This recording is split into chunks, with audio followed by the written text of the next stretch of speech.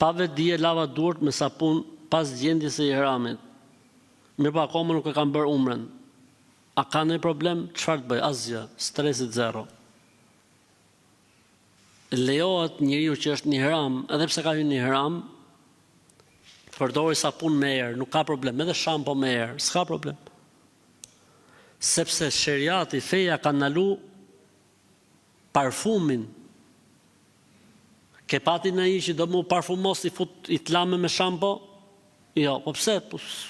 E lame me shampo nuk t'jep kënaqësinë e parfumosis, as nuk e bën punën e parfumosis.